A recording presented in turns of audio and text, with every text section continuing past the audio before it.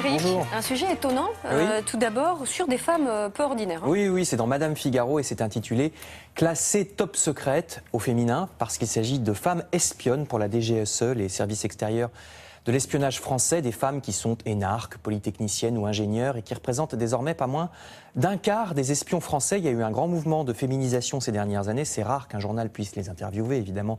Tous les noms ont été changés et ils ne révèlent rien de sensible.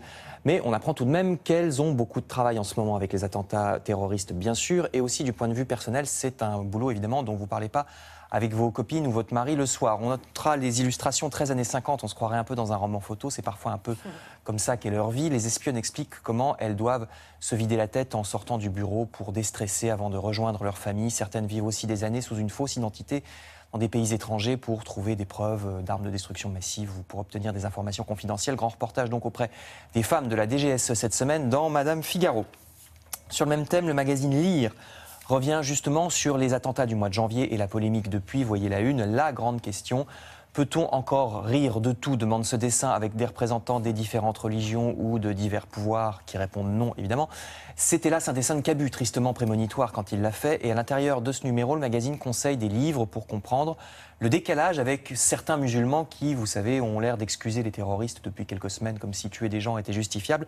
Donc voici des livres comme Le retour des djihadistes, La question musulmane en France ou bien Dans la peau d'une djihadiste, pour ce qui est des femmes. Vous savez, ces Françaises naïves qui se jettent dans ce qu'on leur promet comme étant une vie de princesse en Syrie et qui se retrouvent en fait dans des ruines et mariées de force à un vieux monsieur qui les traite en esclaves. Polygame. Oui, elles tombent de haut. Des livres pour se pencher donc un peu plus sur cette question.